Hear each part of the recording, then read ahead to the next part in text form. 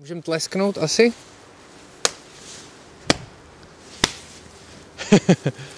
A nalijeme si čaj. Začneme zase nápitím. Krásně před objektivem. Teď to nevím, jestli to bude vidět nebo ne, to nalívání. Asi jo, protože dneska to máme i takhle pěkně s konvičkou, možná tak, ukážu. Nevím, jestli byla vidět vždycky, ale jo, na některých videích určitě byla vidět. Tyjo, to je... Děkuju. Ten už je trošku studený. Máme iced tea teďka. Tak to co jsi měl, začátek, kolik stupňů? 90 jsem dal. Já jsem věděl, že to schladne totiž, že jo. To voní to skvěle. Tak na shledání a na tento díl. Na tento díl, na doufám, zdraví. že teďka taky něco pijete, pokud ne, tak... Já bych měl být tady taky tak, že? Asi, ať se... Jo. Já doufám, že ten tam byl v záběru. Ale ještě klidně můžeme dát jednou úvod.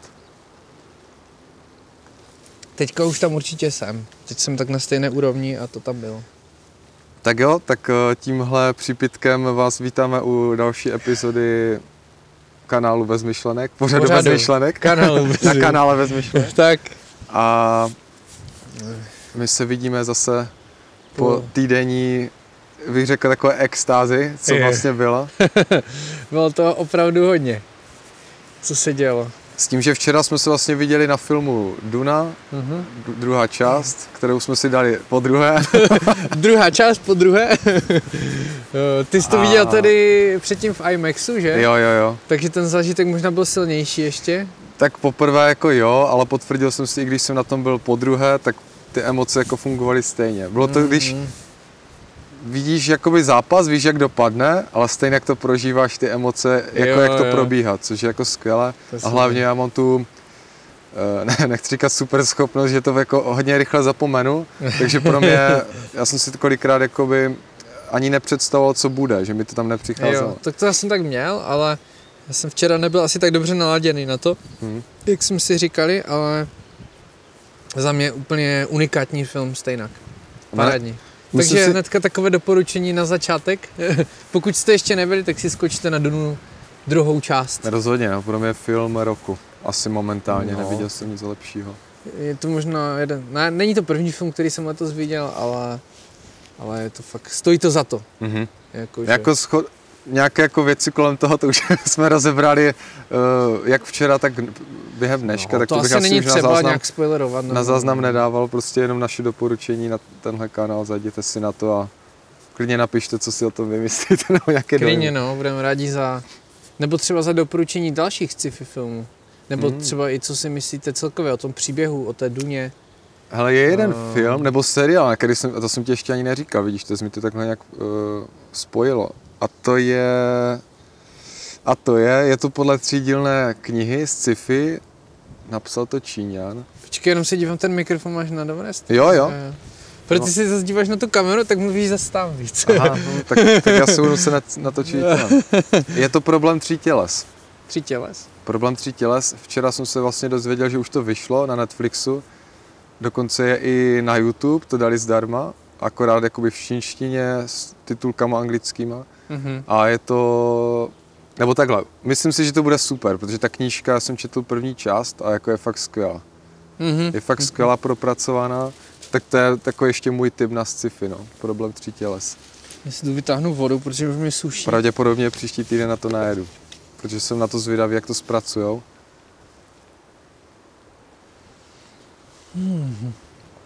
Takže dneska v lese, je krásně. Jo. Je tu fakt... No, v lese. Jak jsme se bavili o těch pojmech. Jo, jasně. V tomhle nádherném prostoru. To si chtěl probrat, dneska ti můžeme klidně začít. Je to zároveň takovým jako tématem velmi mindfuckem trošku, protože je to vlastně odpoutání se od pojmu a od nějakých map, které máme jako zažité, co jako známe. Rádi si to pojmenováváme, aby jsme se v tomhle jako komplikovaném, složitém světě jako orientovali a zjednodušovali si ho. No, komplikovaný, to je ta mapa, kterou jsi nastavil. No takhle, ono jako je to komplikované, proto si to zjednodušíme těma pojmama. Jo. Víš, jako kdyby nebyly ty pojmy, tak si jako v obrovském chaosu. Jak by to vypadalo, kdybys neměl vůbec ty slova, jenom bys se tak procházel a neměl bys ty pojmenování pro to? To je těžko si představit. Ale je to dobrá otázka. Je to dobrá otázka si to položit. To je podle mě základ toho tématu, proč ho chci tady probrat, že zkusit si to jenom takhle jako položit, otázku, jaké by to bylo, už vyvolá v tomu člověku obrovské možná zmatení, možná takovou jako zvídavost, možná nějakou emoci by to mohlo vyvolat. Ale baví mě vlastně to, že i když řekneš jako les, tak přesně položíš si otázku, co to vlastně je, nebo jak by se to jako mohlo chovat, takové možná zase v spojení s tím sci-fi. Jaké by to mohlo být? Přiřazovat si k tomu různé jako představy.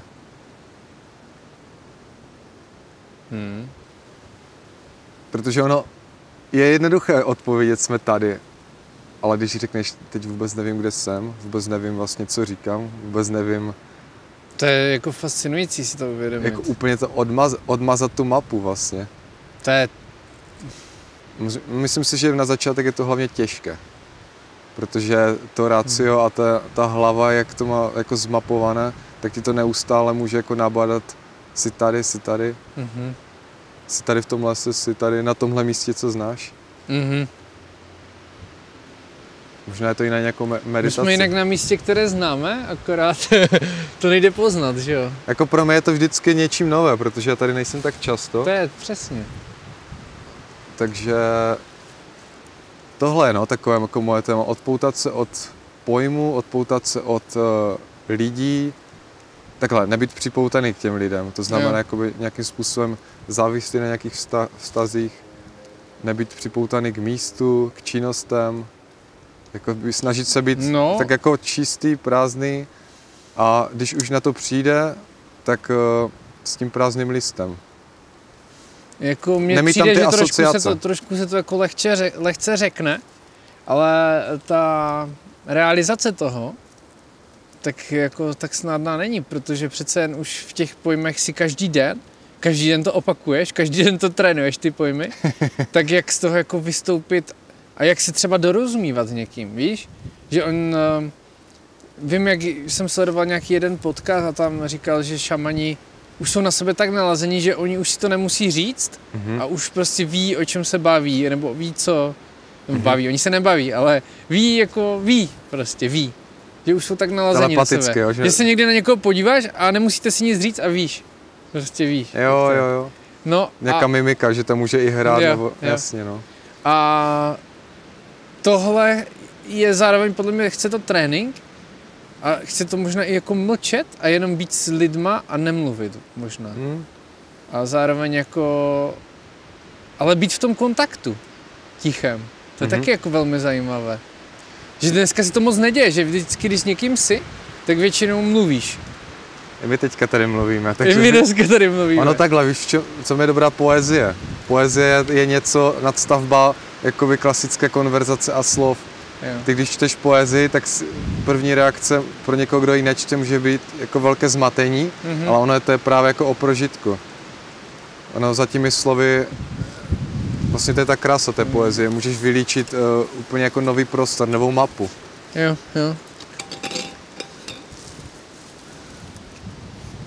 To...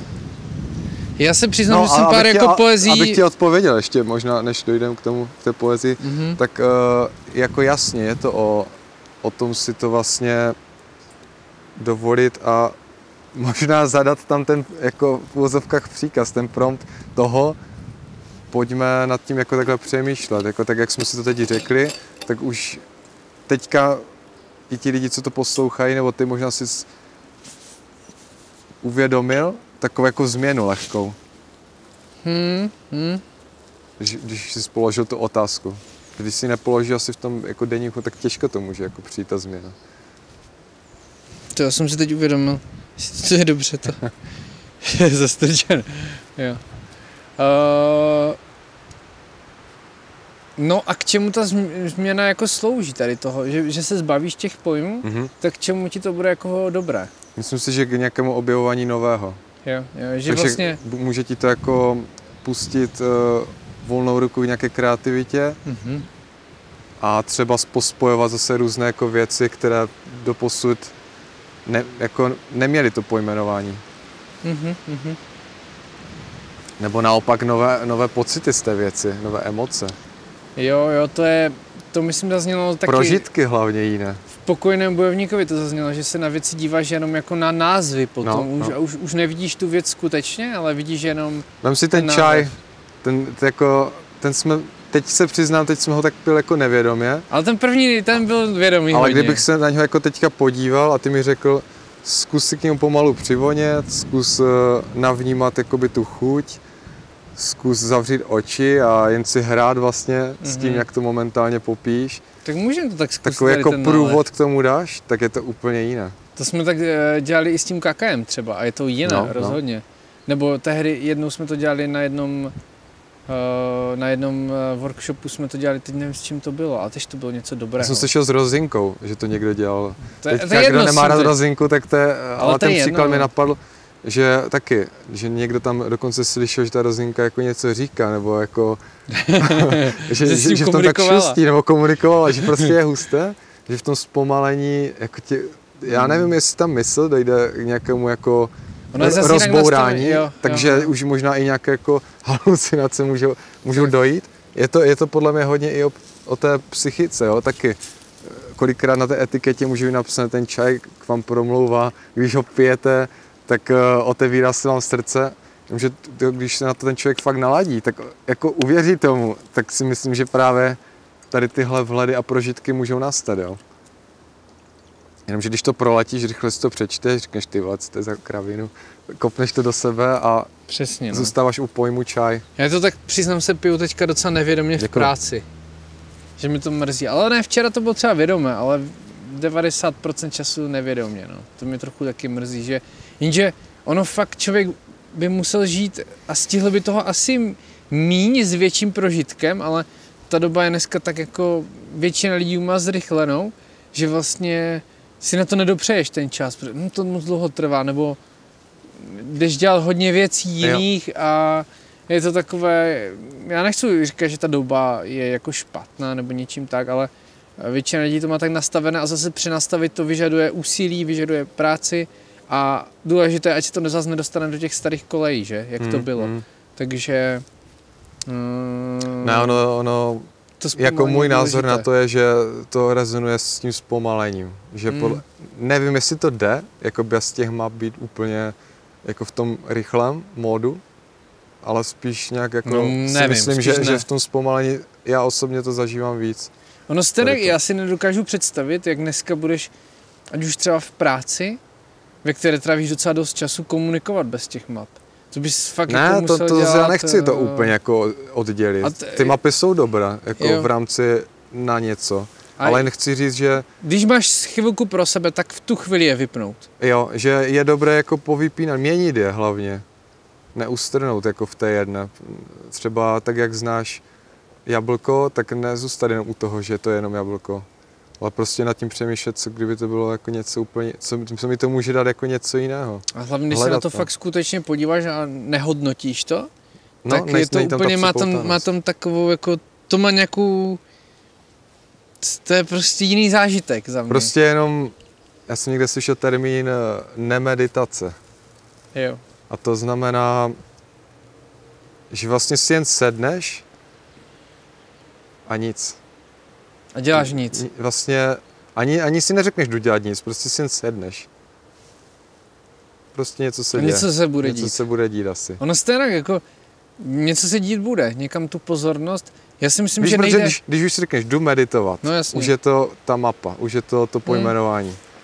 Jo, chápu. Jak dneska jsme si řekli, jdeme dělat podcast, nebo dáme si čaj, to už je ta mapa. Ale už je tam taky mapa, jdu si sednout, ten základ. Ano, to jo, ale rozdíl je někdy v tom magický, že ty kolikrát, nevždy se to stane jako často, ale myslím si, že u malých dětí to platí hodně, že oni prostě něco jdou dělat, něco tam začnou, aniž by si dávali jakoby úplně ten plán. A budou zase něco rychle. A je v tom jakoby taková ta... hra. Že ty už tam jsi, ani si to neuvědomíš. Jo. Ale třeba, jak si to pak pojmenuješ, to jak jsem říkal, že ten šťastný člověk, dokud si to nepojmenuje, tak je vlastně šťastný. Jo. A pak když si řekne, ty já jsem teďka šťastný, jo, tak to začne jako šrotovat. Jo, to vím přesně. To je ta mapa, no. To je vlastně to pojmenování. Já jsem si tam na to představil, jak jdeš si sednout a tak se díváš, že jestli jde vypnout pozornost. Nebo vědomí. Myslíš? Vědomí. No tak jedno, ale ono i když třeba zavřeš oči, tak ta pozornost se zase třeba obrátí dovnitř. A nebo na nějaké myšlenky. Ale furt ti tam něco jako jede. A nebo ti tam jede nějaký program, ať je tam ticho třeba. A zase je to nějaké udržování něčeho. Nějaká pozornost, bdělost je někam zaměřena pořád.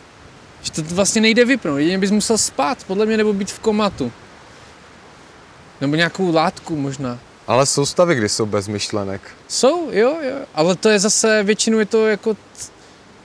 No neříkám cíle, někdy to přijde po něčem. No, já nevím, mám třeba docela po sportu. teďka stav bez myšlenek a je to hodně příjemné. Jo, ale ta pozornost tam je, já vnímám, že držím třeba kalíšek, jo, to jo. Ale že tam ta pozornost ale je taková koncentrovaná, že jako vybíráš si, kde jí dáš. Ale chodí to samo, to je přesně ten stav, jako jo, že nemusíš nad tím přemýšlet, co teďka říkáš. Ano. Ale pozornost si myslím, že nejde úplně jako vypnout. Nejde vypnout. Protože ono i jako vědomě myslíš? V rámci i nějakého jako přežití, ty třeba i spíš, tak ta pozornost je zapnutá na zvuky, kdyby hrozilo nějaké nebezpečí a ti to prostě probudí nějaký zvuk. Ale tak kdyby tady asi za náma proběhla nebo někdo střelil puškou, tak se asi otočím. Přesně. To nás nebudu říkat, že ta pozornost je tam pořád jako zapla. Že to je vlastně nějaké... Na podvědomé bázi asi jo. Že to nejde vypnout. A... Já nevím, k čemu jsem chtěl dojít. Ale je fascinující, že k té pozornosti, jak říkáš, takže si všimni, že jsme na tom místě, úplně v nezávislém jako čase. Co to znamená nezávislý čas? To znamená, že se to děje právě teď a neopakuje se to. Byť to místo známe, několikrát jsme ho navštívili, ale i přesto tady máme pocit jako bezpečí, kde se bere ta jistota. Jo. To je fascinující. Jo, takhle.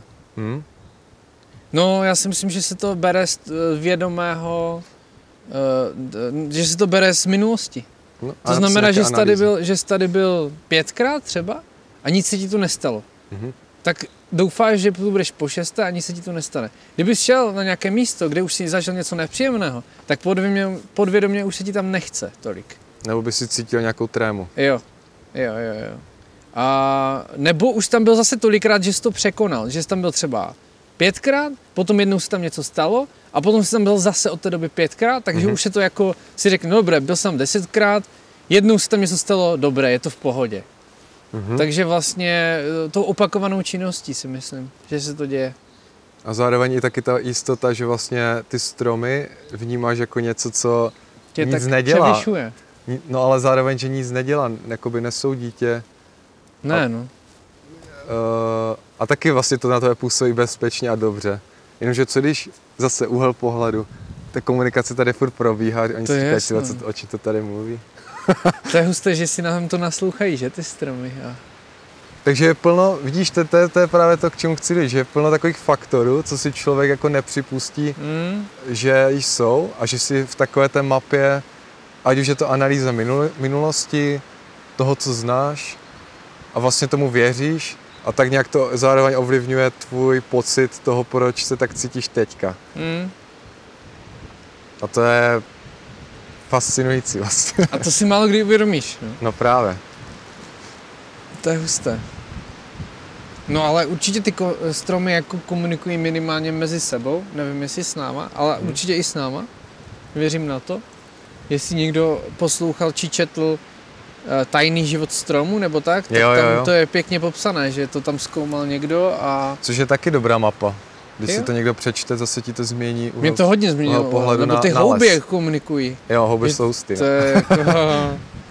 To je neskutečné. Houby komunikují i s lidmi, že jo, některé. Na některé zemřeš, takže to je taky druh komunikace. A nějaká ti dá, nějaký ti dá chuť.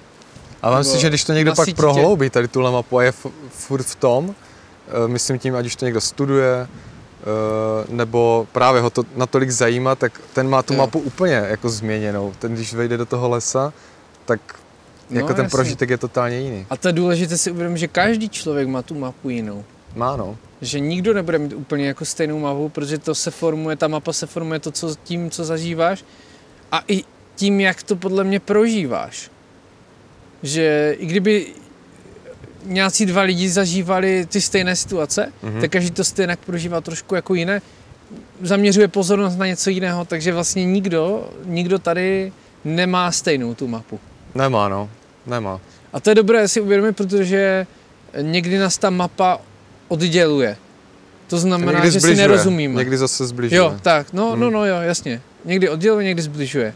Což, když se dostáváme úplně na ten samý začátek, kde to vzniká a co je jedna z otázek, která byla po tom minulém týdnu, co je pro mě momentálně důležité a co to nastavuje, tak se ti odpovídal v té SMS, že to hodně může souviset s hodnotami, což beru jako takový počáteční bod, nebo nastavení nějakého toho systému člověka, od kterého pak odráží vlastně tu pozornost, kde bude dávat a tvořit ty mapy. No to jo. Jo, to je pěkně řečeno, no. Co je opravdu důležité, tam si to nějak každý formuje, nastavuje. Já si myslím, že to není úplně, může to být samozřejmě, ale že se to pořád jako mění trošku, nějaký vyvíjí se to. Jo. Že někdo tam má jednu věc celý život třeba, já nevím, dám příklad, někdo se chce soustředit třeba na to mít nejlepší nějaký výkon, třeba sportovní nebo i nějaký finanční, jo, může být výkon, že dosáhne nějakou úspěchu nebo toho, nebo i třeba dělá sushi, tak chce mít co nejlepší sushi, mě napadlo. Jo, takže beru tam nějaké jako poslání a dělá to třeba celý život. A někdo si to poslání může jako vyvíjet, nebo ty hodnoty se můžou vyvíjet. Já právě bych chtěl možná ještě dneska i probrat, jaký je rozdíl mezi hodnotama a posláním. Jo, určitě. Jak to jako vnímáme, protože mi se to někdy dost, jako je to propletené podle mě. Že to na tom závisí hodně, ty hodnoty, na tom poslání. Že mi to přijde takové jako důležité probrat, no, nějakým způsobem. A možná, dobře, tak já bych tady jenom ukotvil otázku, ať si dají i posluchači, nebo si to napište, co je momentálně pro mě důležité. To je hodně Tohle bych tady jako tak ukotvil. Jo.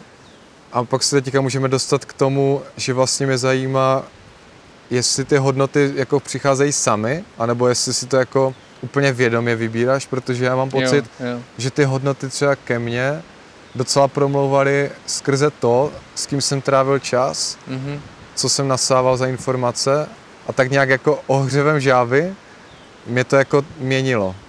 No ale ty si jako kdyby musel dovolit, že ti to mění. Protože jsou lidi, kteří třeba jako, ne že jsou tak často s těma lidma, ale někdy je to jako nezmění. Víš, co myslím? Jako, ty si je jistým způsobem volíš, ale třeba někdy nevědomě úplně. Nebo jak poznáš, že tohle zrovna chceš a to ne? No v mém případě to bylo to, že vlastně zase bylo to možná nějaké sebepozorování, to znamená, aha, tady v tomhle se jako cítím docela dobře, po tady těch činnostech se cítím taky dobře a nějak jako vlastně byla ta zvědavost proč, což vlastně se nabaluje, že i děláme to, co děláme teďka a to bylo jako konkrétně u mě teda ten motor, že vlastně jsem ten pocit, no, že vlastně po nějakých ať už rozhovorech, myšlení, nemyšlení, prožitku se člověk může prostě cítit v tom případě bych řekl lépe, než třeba no ale ty si nastavuješ to cítění, ne? Takže to jo, jenomže někdy, když člověk není úplně, nemá tam ten background nebo neví úplně, nemá tam vlastně ty mantinely, které ti to jako můžou ohraničit. Dejme tomu, že třeba lidi ví, že je lepší si dát, třeba v restauraci budou se cítit líp po nějakém lehčím salátu s něčím, ale stejně si tam dají burger a hranolky smažené. Jo, protože jako tomu třeba neodají, mají to rádi. Ale tak teďka zase je to o nějaké hodnotě, že jo, nějaké vnitřní. Tak, nebo já nevím, někdo třeba kouří, nebo víš, že to třeba není dobré ani pro něj. Ale stejně jako kouří, nemůže si toho vzdát. Jasně, no. Tak jako proč to tak je, že to neumí jako zvládnout? Co mu jako brání v tom, co třeba jako zvládnout a změnit ty hodnoty, že by třeba chtěl žít zdravě, nebo má třeba nadváhu, Jak to jako změnit? Nebo naopak chce budovat svaly? Jedno. Co mu jako brání v tom to jako dělat? Ale to, u toho kouření to je většinou, je to nějaká chemie, že jo? Ve smyslu toho, že nabaluje se to tak na tělo, je to silné, to znamená, je tam ten návyk, pocit potom, že jo, kdy tím může dojít k nějakému jako uvolnění, odpadne stres. Ale může to třeba řešit jiným způsobem, jako že to jde řešit jiným způsobem, ale tam bych určitě začal tím, že je dobré se jako odprostit od lidí, co dělají tu stejnou činnost. A co když jsou to tví dobří přátelé v tu chvíli? Ale kdyby to byl tvůj dobrý kamarád a řekl jsi mu tohle, tak by tě nějakým způsobem jako podporoval v tom smyslu, jako já bych ti řekl, dejme tomu, že bys kouřil, jo. A já bych taky kouřil, ale chtěl bych přestat. A řekl bych ti to, já už se s tebou teďka nebudu bavit, protože ty kouříš a mě to prostě stahuje. Tak bys mi řekl jako jo, tak díky. Řekl čau. Čau. Tak jdi. Ale ne, tak... To asi nevím, jestli takhle, to většina lidí takhle neudělá. Asi to může udělat. A můžou, jasně, ale pojďme... Ten dotyčný, třeba pokud by mu na to záleželo, asi by to bylo dobré nějak prokomunikovat, no. Jako spíš ve smyslu, OK, ale fakt to jde jenom touhle cestou, pojďme na to nějak jinak třeba. Právě, jakože... Tím zase samozřejmě nechci říkat, že je to jediná ta cesta tady tohle, no. No. Jako víc. Jako odříznout to, ale možná nějak optimalizovat, no. Mě spíš pořád ještě zajímá, jak se ty hodnoty jako formují, to znamená, že si zvolíš tuhle hodnotu a ne tu. Někdy je to vědomé, někdy je to nevědomé, to určitě bych tak jako řekl, ale proč někdo si zvolí tohle a někdo tohle? To by mě celkem jako zajímalo, nad tím úplně nevím teďka. Víš, někdo si zvolí být třeba jako dělat dobré věci v tom životě a někdo ví, že prostě nedělá úplně čestné věci a podle mě ten člověk si je vědomý, že to není úplně čestné. No, protože ta hodnota ještě vychází ještě z toho, by řekl, nějakého narození, to znamená i od výchovy. Se to určitě může odvíjet. No ale ty hodnoty můžeš změnit. Ty je pak můžeš změnit, no, ale nějaký jako default ty dostaneš během toho, jakým prostředím procházíš, s kým se bavíš, co nasáváš, zase je to úplně to samé. Kdybych já teďka, já nevím, úplně otočil a teďka bych najednou, ať už třeba spadnul do nějakých jako alkoholu, drog, stýkal se s nějakýma kriminálníkama. Tak si změní tě to. Tyva, jako možná je to i nepředstavitelné teďka, jako co by to muselo být, že by mi to úplně jako switchlo třeba, je to jak ta buňka, když je s těma dalšíma, že se vlastně jako promění. No a zase opak je, že by jako nějaký alkoholik třeba switchl teďka, já nevím, z ničeho nic na duchovní cestu, ale to se děje. Tady ty věci se dějí a jsou taky jako extrémní. Ale já si myslím, že i jako může to jít i z toho druhého, že někdo prostě na duchovní cestě medituje každý den a najednou skončí na ulici jako bezdomovec. Prostě podle mě jo a podle mě tam bude taky nějaký extrém, to znamená velký výkyv v životě. No, ať už to bude, že ten člověk může přijít do někoho velmi blízkého, to znamená, může tam být jako i na nějaké duchovní cestě, ale je tam to připoutanost, tak ho to může zlomit. A nebo to může být víra v něco se stane, něco mu to jako zlomí tu víru a on se na základě toho může jako změnit. Takže jde to i z tohohle podle mě, no. Že víš, jak ono to je těžké říct, jsem na duchovní cestě, jako řekneš si to v mysli, ale na té jako nějaké půdové, nebo člověčince, jak se někde používá, ty furt si jako ovlivnitelný tou emocí. No. Nebo můžeš být víc, můžeš být méně, ale může tam dojít k tomu switchi. Právě si myslím, že to hodně záleží na tom, jak jsi vědomý. Protože když jsi vědomý, tak se na to podíváš, přijde to a ty řekneš, aha, chci to, nechci to. Když nejsi vědomý, tak ti to prostě úplně třeba rozseká. No a teďka trošku i narážím na to, že kolikrát, když je někdo blízko smrti, tak to je většinou extrém, že tam ty hodnoty se fakt jako mění velmi rychle. To si myslím, že jo. No ale třeba záleží, kdo to trvá taky potom.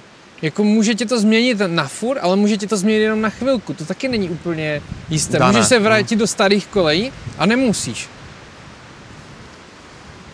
tam není prostě jasný návod. Konzistence tam není, no. Nejde říct, jako bude to tak, nebo bude to tak po tomhle zážitku. U každého zase bude tady 100 lidí a u 50 to bude tak, u 20 tak a u dalších 30 tak. Zase jinak. Vlastně ta konzistence může být i v tom, že někdo se, já nevím, s někým rozejde, najednou svične do alkoholika měsíc v kuse, ale pak si řekne a dost, ty vole.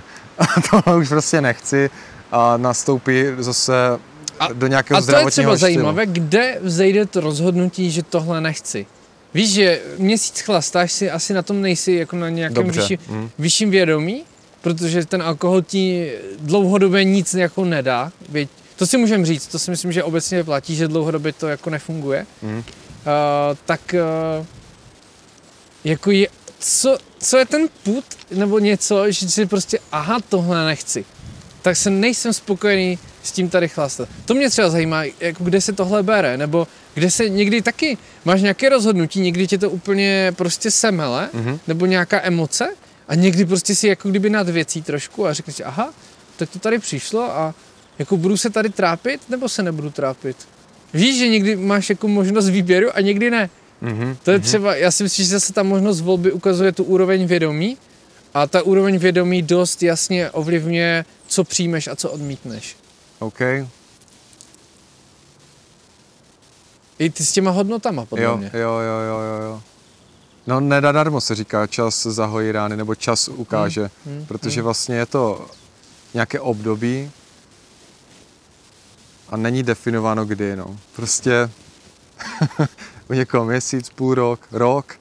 Každý se s tím popasuje jinak, no. Přesně. A ona to tam možná někdy šeptá, jako, hele, možná bys to mohl. A tenhle jako záleží, jak jsi zase vnímavý. Přesně, no. Jo, jak jsi vnímavý. Že možná v tom stavu ten alkohol nebo drogy to otupují. No. Jo.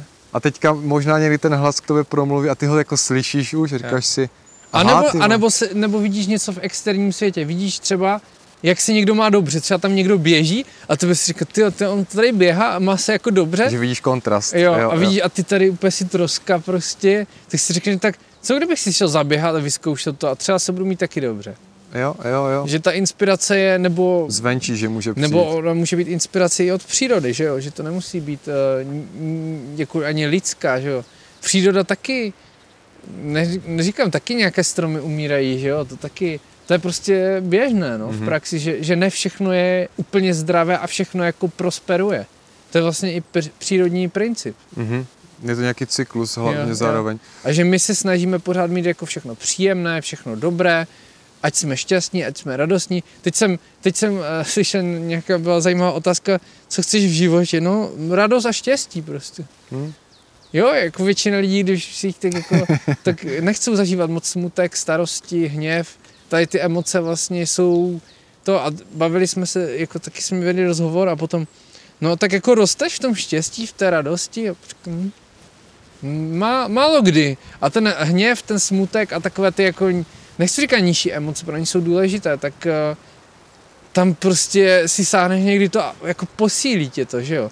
Je to takové klišé, já vím, už se to tady zmiňovalo hodněkrát, ale ty emoce můžeš vnímat jako negativně a můžeš je vnímat i jako pozitivně sloužící k růstu, že jo? Já jsem si to úplně teďka otočil, já už to neberu jako negativně, pozitivně, já to beru jako informaci jenom. Tak. Že to je nějaká informace a podle toho na té mapě, kterou momentálně používám, tak to přisloužím k tomu, aby mi to buď většinou nějakým způsobem pomohlo se zorientovat, co se vlastně děje.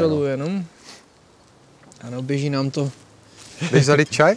Ano, jdu zalít čaj a už nám tady něco spadlo. Co jde na návštěvu. Teď tady asi jsem pryč ze záběru, ale jenom jsem to pro jistotu zkontroloval. Tak. Já si jenom zkontroluji zase, jestli se všechno nahrává. Tak. Jeden.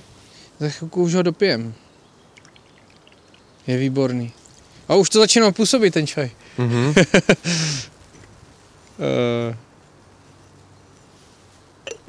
To někdy právě přijde, že ty věci vidím v jistém úhlu pohledu jako složité a potom si řeknu, no neděláš si je ty složité ty věci, jestli oni opravdu skutečně složité jsou, že jo, jak jsme se bavili.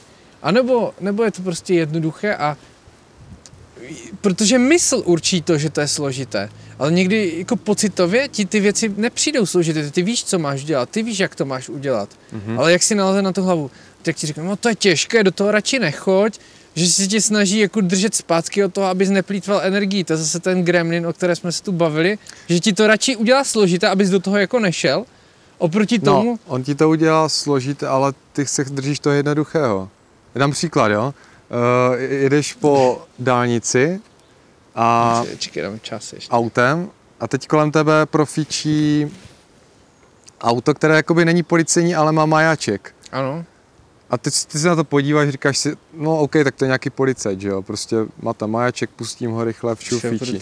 Ale už tě vlastně nenapadne ta myšlenka toho, co když to byl jenom obyčejný řidič, jenom měl koupený majáček a vydával se tady za policajta, jako víš, to je ta složitější varianta toho myšlení, ale ten gremlin ti tohle vlastně řekne, proč bys nad tím takhle přemýšlel, je to prostě policajt, má tam nějakou jako majáček, automaticky sepne mapa, pouštím.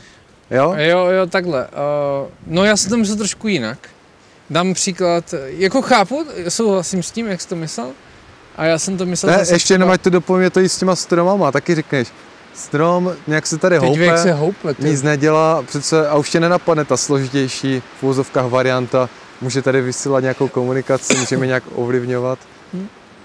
Jakože tohle taky šetří asi nějakým způsobem kapacitu. Může šetřit, nevím. Já jsem to myslel, že ti to třeba, že ti tam nastavuje zase výmluvy, třeba pro něco udělat. Třeba dám příklad, chceš jít cvičit, ale najednou si říkám, tyjo, už se mi dneska nechce, už je večer. A co to je za mapu tady tohle?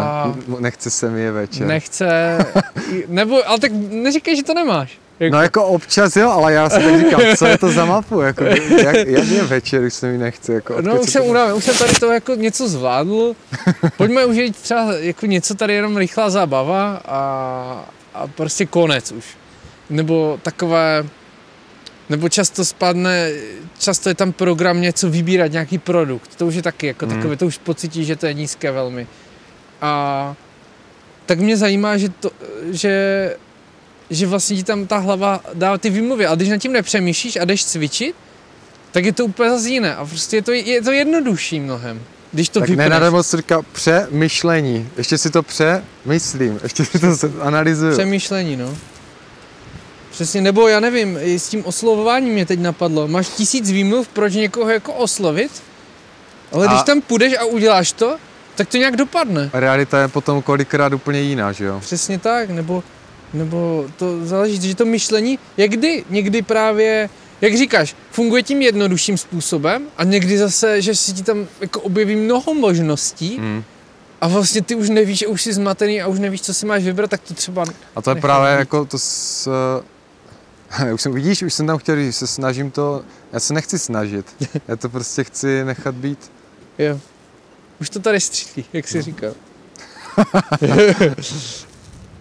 To střílí. Ale je to právě, já jsem to říkal na začátku toho podcastu, že ono je tohle téma takový strašný jako, je to mindfuck, no. Jako nějakým způsobem ti tady učí jako vnímat tohle. A já neříkám, že mysl je špatná, jo. Jako to nechci říkat, protože ona ti jako, ona je dobrá na určité věci, jinak bychom se tady asi ani nebavili a nemohli bychom možná jako společnost možná bychom fungovat. Komunikovali jinak, zase to těžko říct, jako víš, jako to je... Je tam to nevím, no. Je tam nevím a... Jen chci říct, že prostě tady, ať už jsou to i ty různé činnosti třeba, které bys rád dělal nebo navštívil, že ti to vytváří strašné mantinely, strašné hranice a vlastně ti to sevírá až do nějakého mikrosvěta a nepouští tě to. Vlastně ty bys kolikrát chtěl něco navštívit, ale ta mysl ti řekne, proč bys tam chodil. Nechci si radši odpočinout, třeba bys tam ještě ti tam něco přejede. Jo. Možná ještě budeš víc unavený. A to je strašná limitace. A vem si, že jako kolik lidí má, kolik máš jako snů, které jsou jako reálné. Není to třeba, nechybí ti peníze pro to, nebo já nevím, nějaký skill, něco bys chtěl udělat, ale kolik vlastně jsi schopen sám si vytvořit bariér pro to udělat. To je jako neskutečné. Ve smyslu pojmenování mapy jsou mantinely, hranice no. A přemýšlení ti to může ještě zmenšit. No. Tak. A vlastně já jsem uvědomil si, uvažoval obráceně, co bych mohl udělat pro to, aby to šlo. Položit si tady rozšířit jakoby ty mantinely. Jo, co by, já nevím, něco z dětství se ti nechce? Co bych mohl teď udělat proto, aby se mi chtělo jít cvičit, třeba? Nebo co bych mohl udělat proto, abych se nebál, neměl z toho strach třeba? Nebo nemít tam ten strach, ale abych se v tom cítil třeba bezpečně, nebo aby tam bylo to slovo, a nechci tam mít ten strach, ať tam dám to slovo bezpečí třeba. Co bych mohl udělat pro to, abych to jako přemýšlel, jak to posunout a překročit prostě ten práh toho, kde je to teď, a třeba ho jenom o pár centimetrů posunout. A pomalinku ho posouvat. Já si myslím, že jako udělat velký skok vyžaduje hodně energie a někdy ti to může sejmout.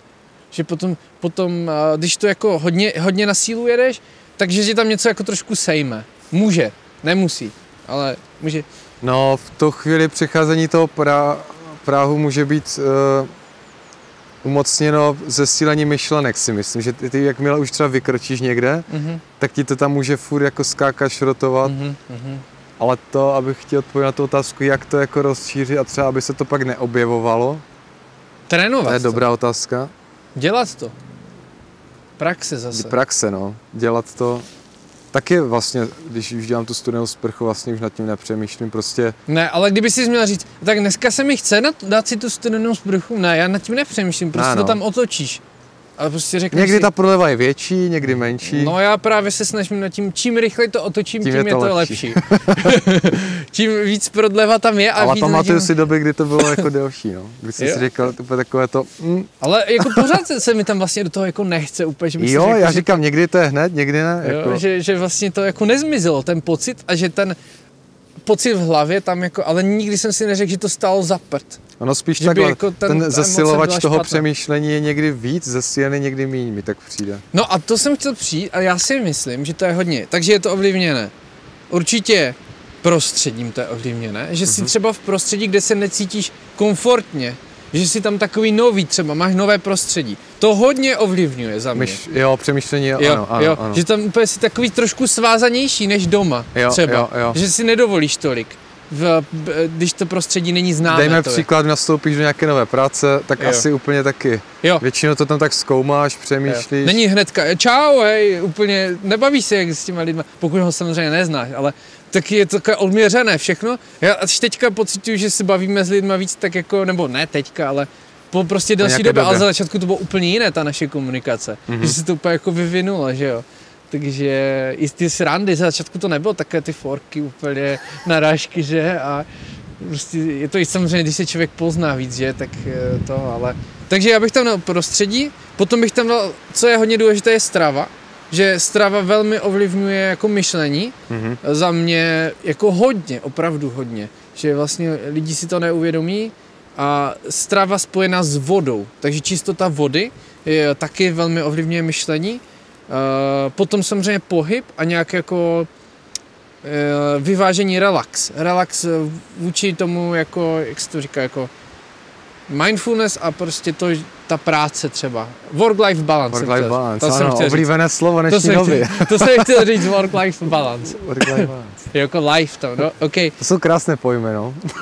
Jo, a tady tohle, že vlastně pokud neodpočíváš a pokud jsi jako přehlcený, tak jsi takový rozbitý. Jsi unavený, ale zároveň, když jsi unavený, tak ta mysl nejede tak výkonně. Protože nemá tolik energie a si říká, tak spíš tak jako relaxuje v tom mezičase, takže si takový třeba i, že prostě někdo řekne, tak tam jdem, ty tam jdeš.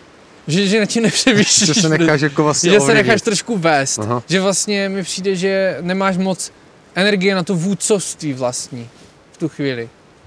A ne projíždí auto s majačkem, tak to je asi policajt. Ano. Jako nepřemýšlíš vlastně. Ale když máš tím víc energie, máš tím víc, můžeš i přemýšlet a můžeš i nepřemýšlet.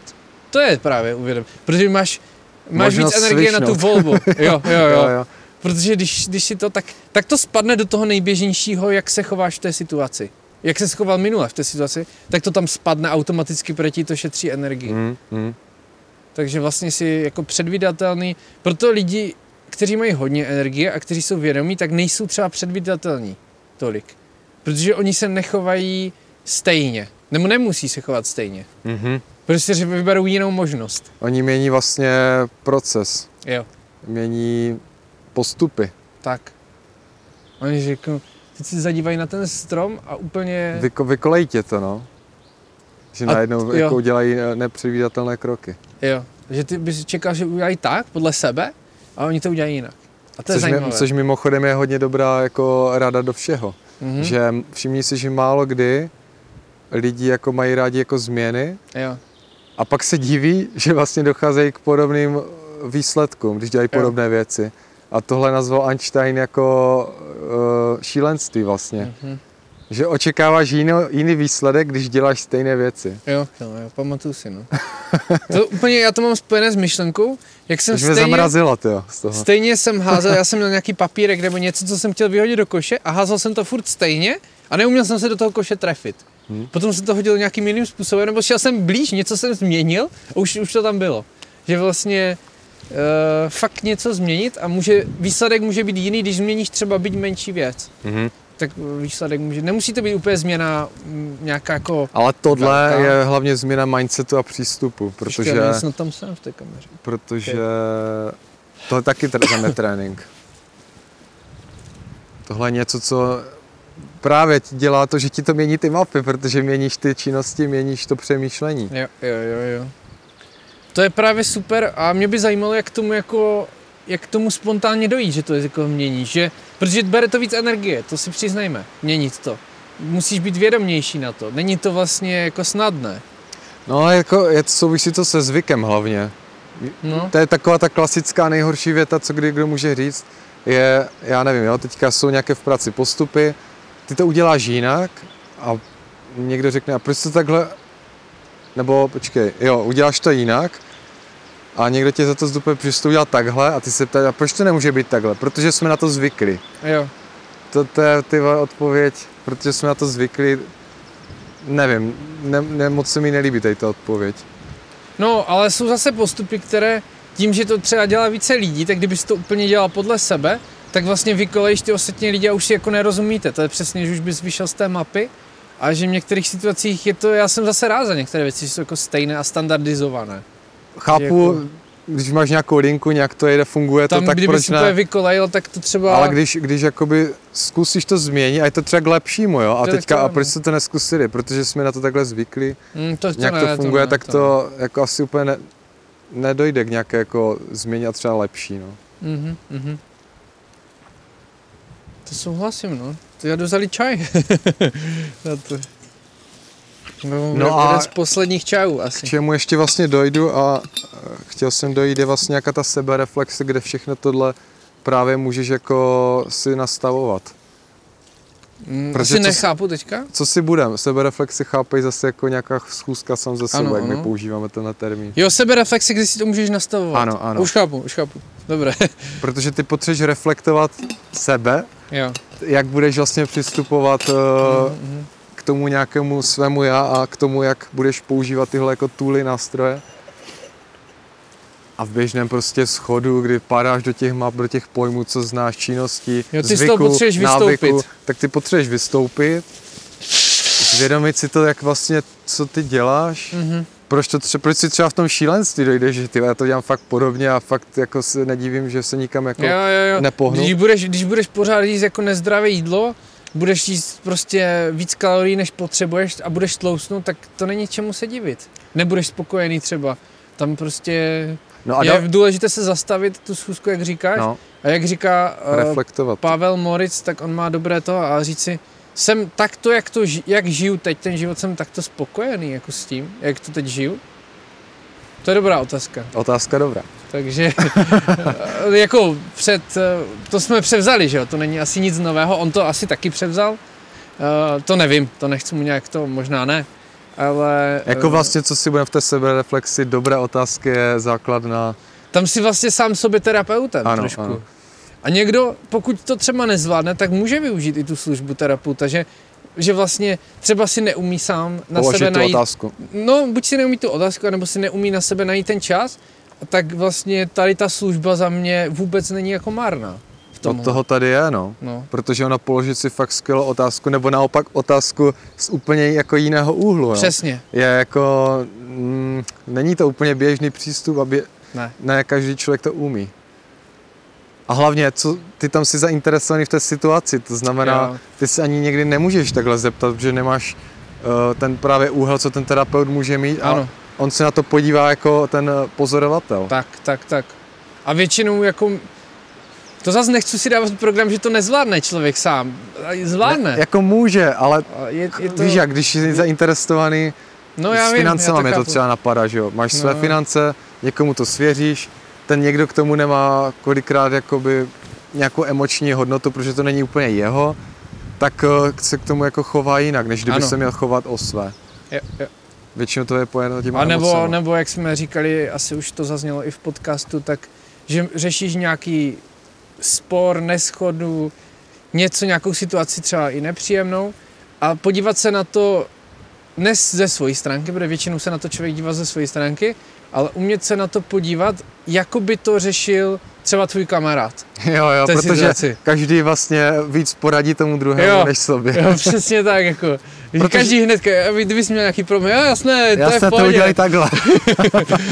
Jo. A nebo se prostě někoho zeptat na tu situaci, nebát se prostě, dívej, řeším toto, zkus mi poradit. Pokud nikoho fakt nemáte, tak i ChatGPT je dobrý. Zkoušel jsem ho. Jo? A poradil ti? Ale jako docela zajímavé otázky mi to hodilo, no. Já jsem odpovědi nebo otázky? Zkoušel jsem i otázky, protože jsem napsal jako chovej se jako terapeut s nějakou jako praxi a zkus mi popsat tady tenhle problém, případně mi navrhni nějaké jako otázky, nebo doptávej se mě. Jako funguje to, no. To je husté. Takže za chvilku myslíš, že bude takhle... Jenže já si myslím, že tam pořád bude chybět trošku ten lidský faktor. Nevadilo mě to. Nevadilo to, jo? Ne. Že ono jak sedí s někým a někdo ti jenom naslouchá. To naslouchání je někdo říká třeba 80% té terapie je to naslouchání. Že někdo nemá komu to říct ty věci. On odejde, řekne to a třeba 50% už je vyřešeno jenom tím, že to řekl. Jo, tak v tomhle asi to jako souhlasím, no, že to bude jako jiné. Ale na to jsem to já. Mě zajímalo, jestli to fakt funguje, jako že mi to hodí otázky, doptává se tě to. A když si vlastně úplně odstraníš tu mapu toho, že to je nějaký robot, tak proč ne? Jasně.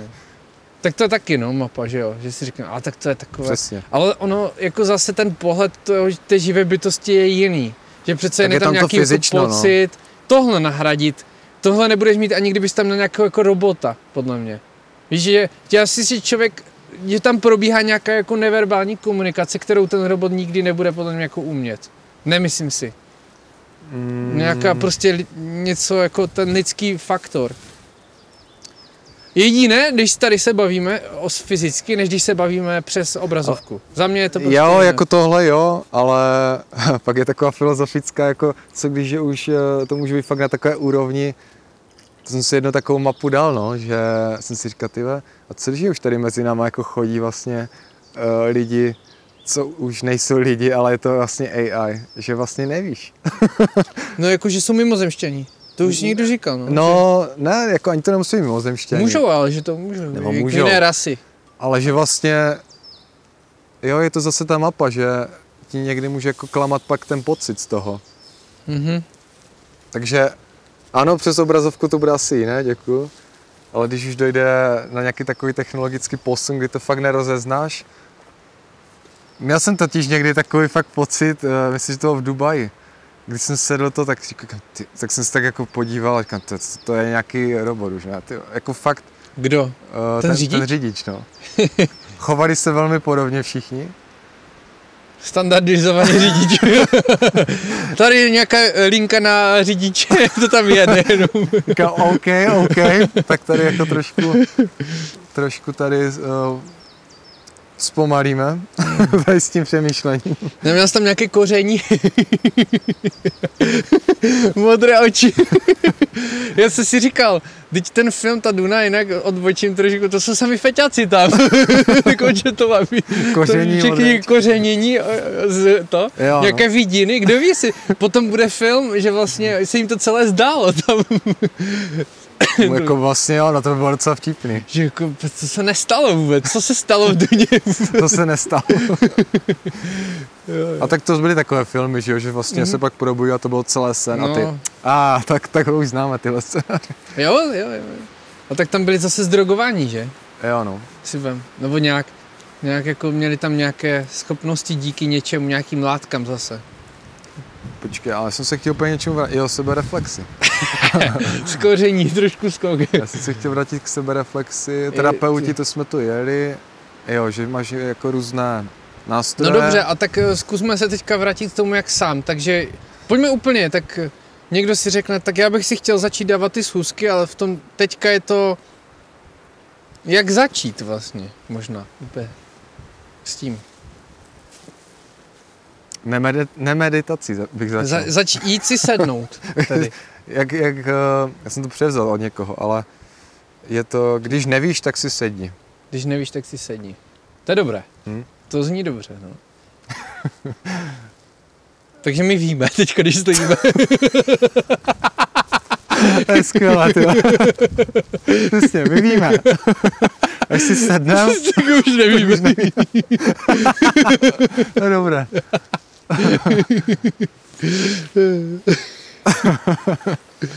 I když byly díly, kde jsme seděli, no, možná to nebyly úplně úspěšné díly. Budu příště stát. Proč si myslíš, že vždycky učitel stojí a žáci sedí? Jo?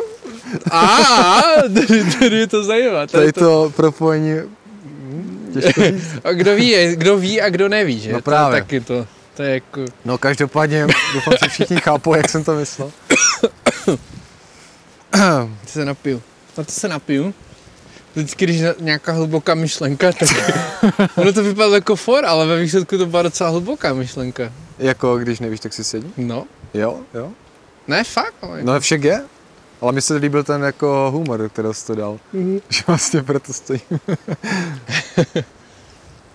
Jo, to je takový někdy než takový, že... Ale mi se to líbí, jako fakt, kdybych se teďka v polovině tak sednul a ty úplně co dělá. Jo, neví teďka.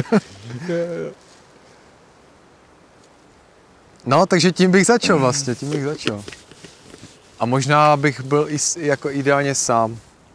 Ano. Asi bych nebyl nikde, do kavárny bych třeba nešel, ale to říkám jako za sebe.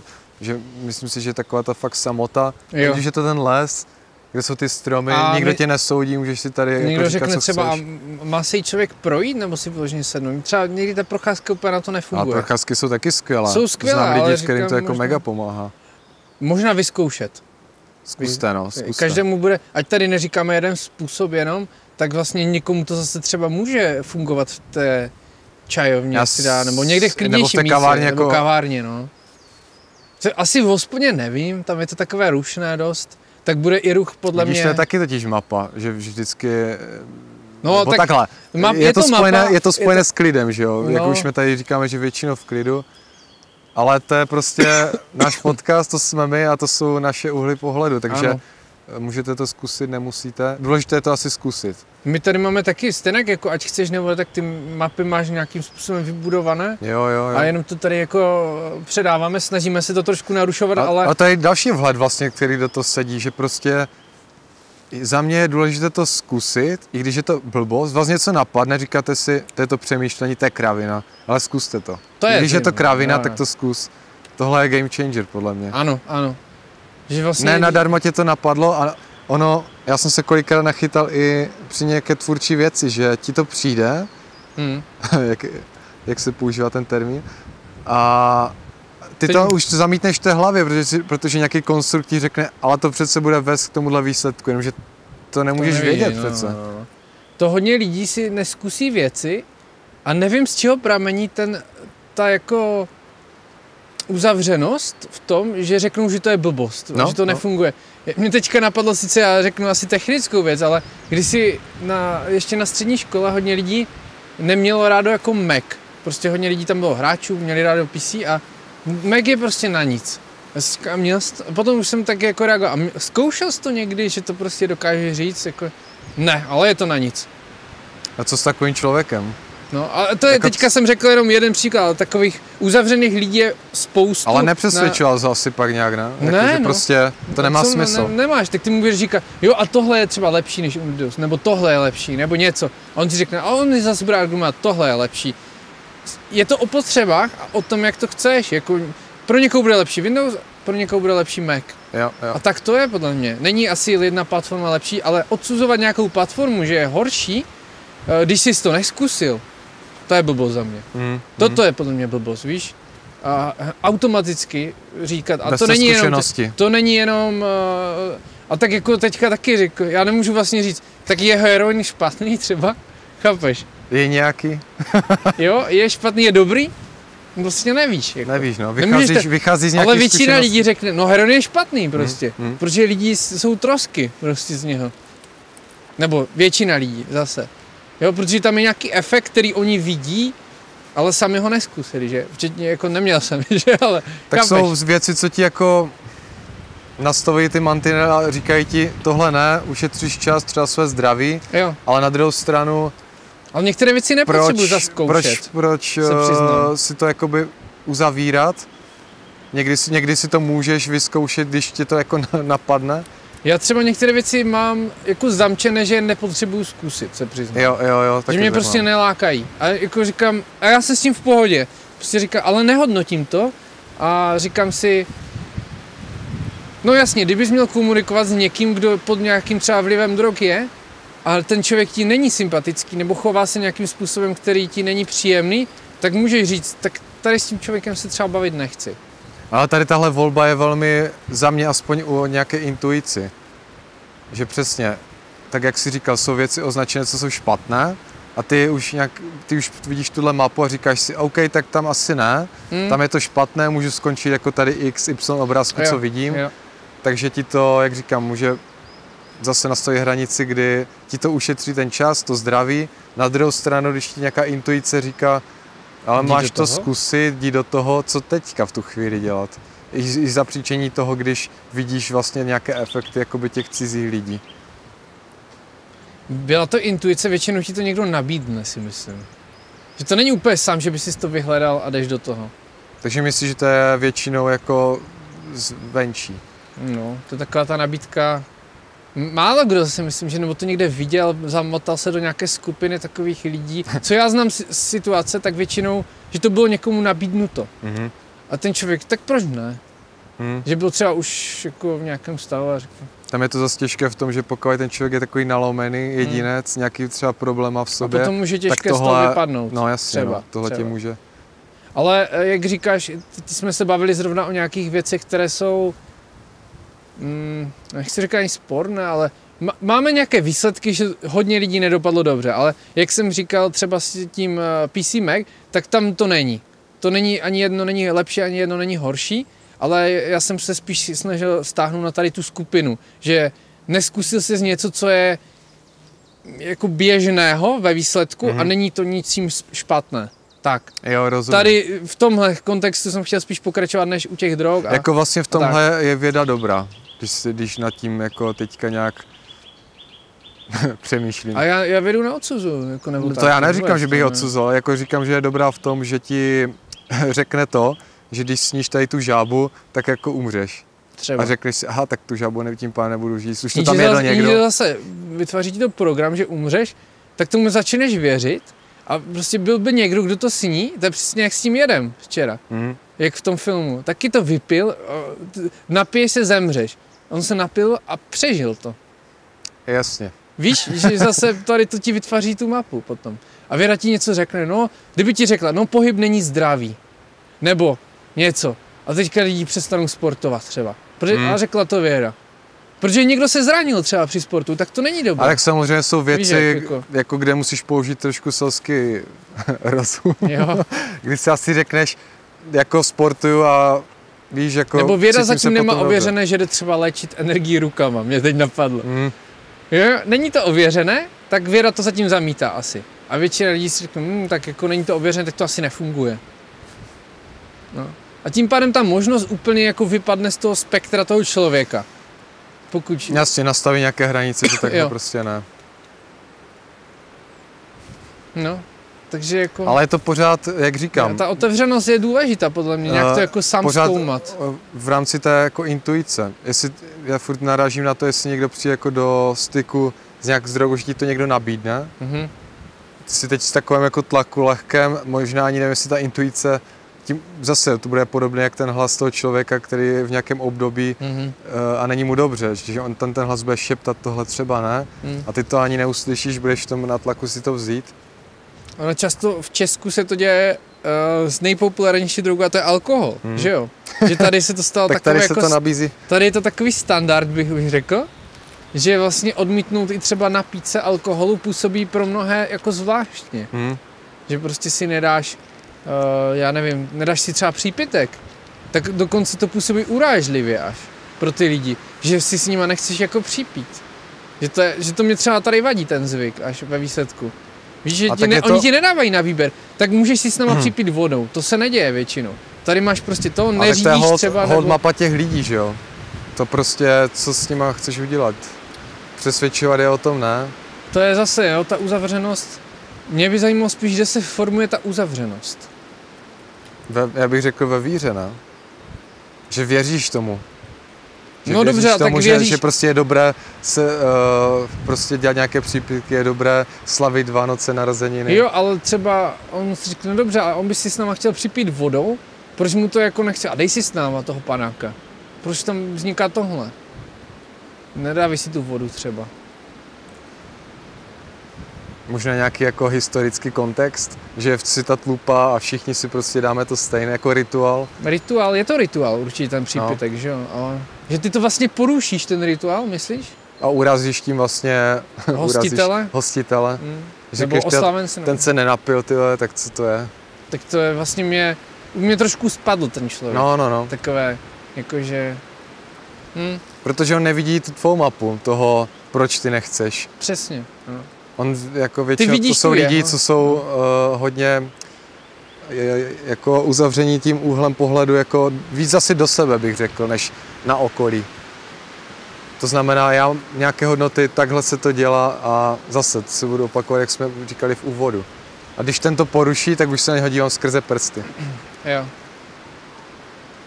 No a já to beru, že mě to tak jako jedno, ať si každý dělá víceméně co chce, pokud tím nějak jako neškodí, že jo, těm druhým. A tím jako, můžeš mu tím uškodit samozřejmě, ale jak si to ten člověk vezme, ale ve výsledku já tam nevidím žádnou škodu, když si to jako nedáš. Ono je dobré, někomu třeba nestačí říct ne děkuju, ale je dobré mu říct ten kontext toho proč. Řekneš třeba ne děkuju a teďka si tam doplň co chceš. No jasně, tak... Že on potřebuje jakoby to odůvodnění, proč si zrovna nechci připít alkoholem. Jo. Jasně, no. Chápu.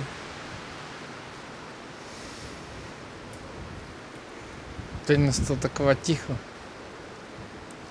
Tak já zaliju ještě čaj. Mně tam ještě se objevilo to poslání. Jo. Které jsem chtěl probrat.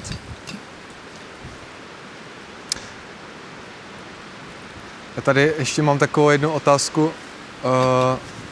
A to jsou příběhy. Možná právě to poslání zároveň. To je super, co se tak propojilo teďka. Příběhy, poslání. Jo, ve smyslu, že každý z nás si vypráví nějaký příběh, že jo. Vypráví si příběh o sobě, vypráví si třeba příběh o svých kamarádech, příbuzných. A já to chci trošku zacílit jako příběh, jaký si ty sám vyprávíš, kdo já jsem, jakým příběhem teďka žiju. A možná to souvisí i s tím posláním, jako je tohle mé poslání, je tohle můj příběh, nebo si jenom něco nalhávám a věřím, že zrovna tady tohle jakoby žiju tady ten příběh. Já to mám trošku jako jinak asi. Že... To teďka neříkám, jako, že to takhle mám, ale jenom, že se jde jako dívat na to, že někdo si může říct teďka, jako, žiju tady ten příběh, ale třeba to je nalhávání, vlastně ho nežiju, ale jenom... To asi nechápu tě teďka, se přiznám. Jak to myslíš? Jako, že žiju, že to žiješ, ale nechceš to žít, nebo? Ne, že ty si můžeš dát třeba, a možná to může být i nevědomě, nějaký příběh, že budeš třeba nějaký úspěšný sportovec, jo? Ano.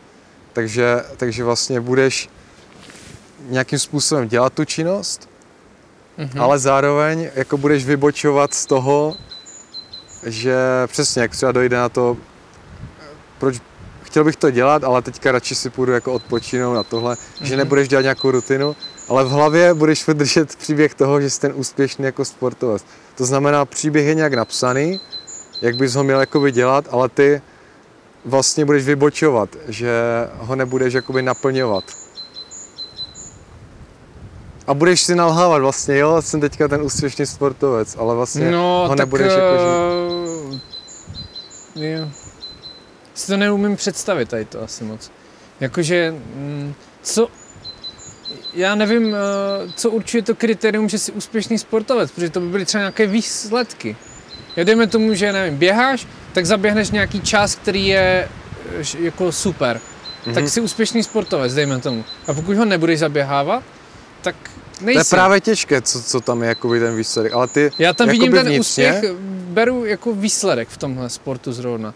A je jedno, jestli bys trénoval nebo netrénoval, ale pokud bys ten výsledek měl, tak tu nálepku úspěšného sportovce si sám sobě můžeš jako přiřadit, protože by ti tu přiřadili i ostatní. Protože by viděli, ano, no on běhá rychle. To je právě to. Přiřadili ostatní, jenomže kolikrát to je tak, že ostatní ti tu nálepku vůbec nedávají, ale ty sám jakoby tím příběhem jako žiješ. Že si tam jí dáš ty a vlastně tak nějak slepě jako si myslíš, že to i ostatní tě vnímají takhle, ale vlastně to není pravda. Jo, takhle to myslíš. No. Takže ty si o sobě myslíš, že jsi úspěšný sportovec, ale ostatní tě tak nevnímají. Ano, ano. OK. Už chápu.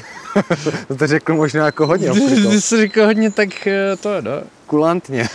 jo, svým způsobem. No a co je jako s cílem, že ty bys chtěl, ať tě ostatní tak vnímají? No, jako úspěšného sportovce, tím vlastně jsem chtěl říct, že je dobré si nebo ty si zastavit, myslíš, že ostatní tě vnímají jako úspěšného sportovce? No, tak to ještě o level víc. To je vlastně... A oni tě tak nevnímají. Oni tě tak nevnímají. Ale ty si to myslíš, že ano, tě tak vnímají. Ano. To je ještě vlastně možná větší připoutanost. No a to, co jsem chtěl dojít, je, že v té sebereflexi je dobré si někdy právě uvědomit, jaký příběh si vlastně vyprávím, nebo si myslím, že jako lidi si ještě o mě mohou myslet, že tohle vlastně... Víš, že normálně jsem se nad tím jako hodně dlouho nevěnoval, že mě možná trošku jako nezáleželo na tom, co si o mě lidi jako myslí, že... Tak to je ideální. Nebo ne, jako záleží mi, samozřejmě záleží, nebudu tady hrát úplně, že ne, ale že jsem se dlouho nepozastavil nad tím, jak mě lidi jako vnímají. Že to je docela dobré se někoho zeptat, jak mě vnímáš. No. Že dlouho jsem tady tu otázku někomu jako nepoložil. To je docela dobrá otázka, tyjo. Jsem rád, že to vyústilo k tomuhle, ale... To jsi chtěl? Nechtěl. Já jsem právě nevěděl, jestli tam ten záměr byl. Nebyl. Jak mě vnímáš, nebo ne? Ale to se mi líbí. Mně se to taky líbí, že to došlo k tomuhle a je to takový jako reality check. Jo? Že si takhle jako prověříš, aha, tak takhle vlastně... Samozřejmě zase si ptáš jednoho člověka, ten může mít nějaký úhel pohledu, protože se třeba znáte, zase to bude jiné pro někoho, kdo se vůbec jako ho neznáte. Ale já jsem to hlavně, kam to mířím, nebo proč to říkám, je to, že je dobré za mě nebýt úplně, přilepený k tomuhle příběhu. Je nebýt jakoby zaujatý tím příběhem a nepoutat se k němu.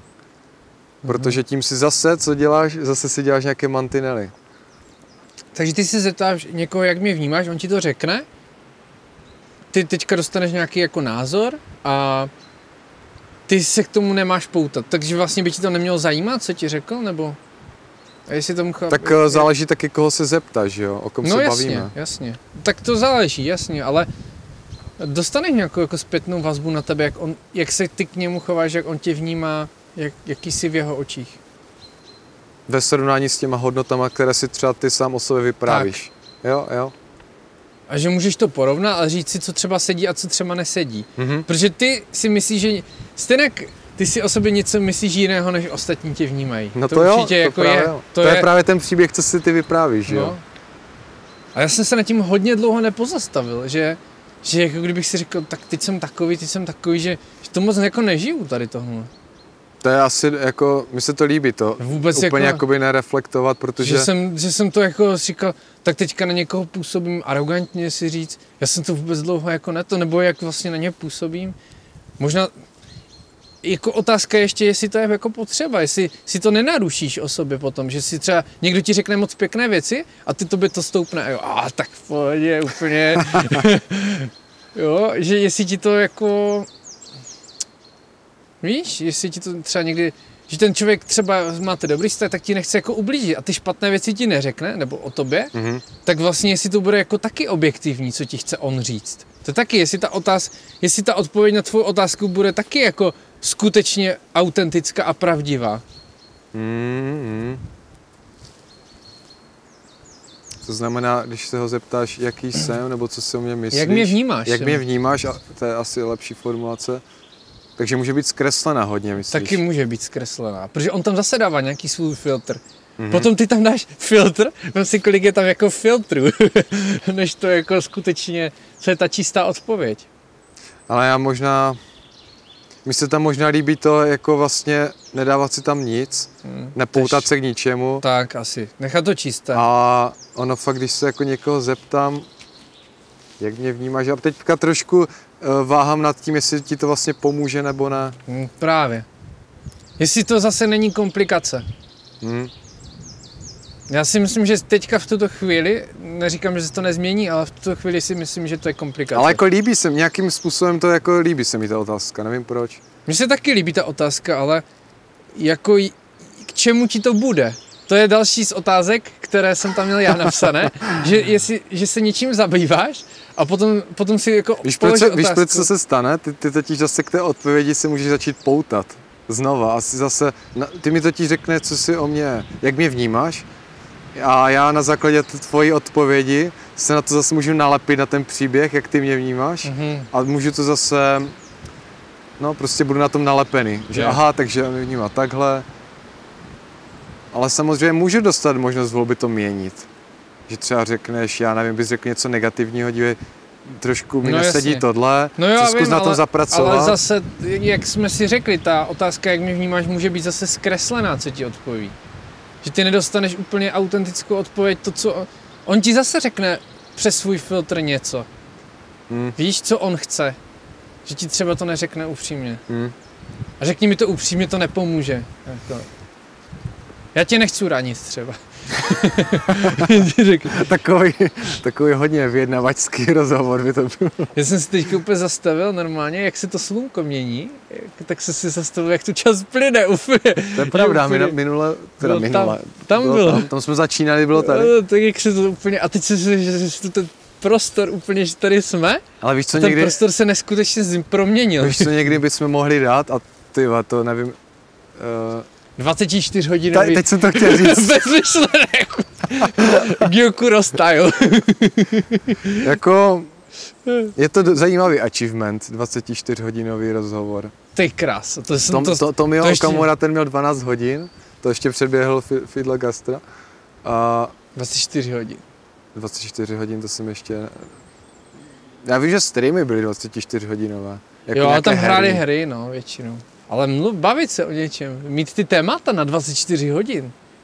Myslím si, že už potom budeš bez myšlenek, tak už tam budeš jenom sedět. Poslední 4 hodiny, no takové ticho. Takže to bude... Ale kdybychom dělali tohle, tak to bychom chtěli jako charitativní jakoby, rozhovor, jako stream. Že by to zároveň bylo jako třeba live a bylo by to na nějakou dobrou věc.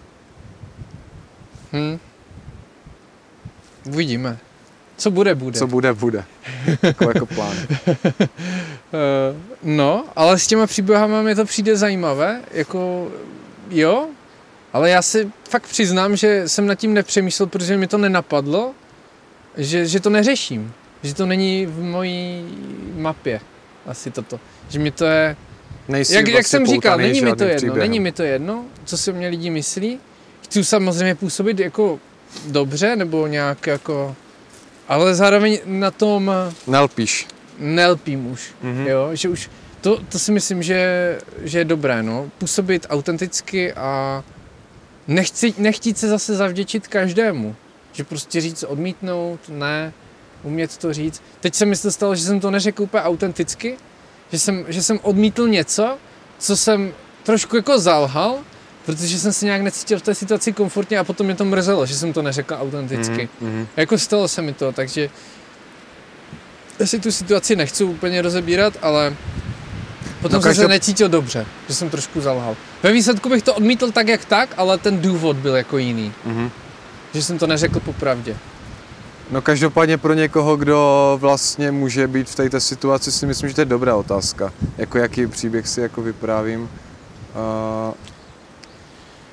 Je dobré za mě, mi se líbí ten tvůj přístup, že vlastně není tam úplně jako připoutanost k něčemu konkrétnímu. No a jak to souvisí s tím posláním tady tohle? Jak si jo, no. Já jsem s tím příběhem, já jsem tam moc jako nedošel s tím posláním, že? Protože tam jako jasně všechno je propojené, ale no, my se tam trošku láme jako příběh a poslání. Začíná to na P. Možná to je i podobné, dlouhé. Ne, to ne. Poslání, no jako spíš otázka si ho definovat nějakou krásnou nálepkou. Já to vnímám jako něco, co k tobě jako promlouvá, aniž bys to jako bys nějakým způsobem vyhledával v tu chvíli. Že třeba, dejme tomu, jak jsme řekli, když nevíš, tak si sedni. A teď to najednou k tobě jako promluví. Ať už je to činnost, nějaké místo, kde zajít, osoba, se kterou se potká, něco. To, co máš udělat, přijde zkrátka. No. Nebo neudělat. No. Možná i. Nebo ti možná i přijde to, co dělat nemáš v tom životě. To je taky jako důležité si uvědomit, že nějaká činnost tě vlastně dostává z toho, co nechce, to, co nechce. Děláš něco, co nechceš, ale děláš to a tím pádem nejsi spokojený. Ale trošku si myslím, že to není na bázi jako myšlenek, jako spíš na bázi nějakého fyzického vnímání. Něco jako mimo, že ti to nedává podle mě smysl, ale zpětně ti to tam zapadne.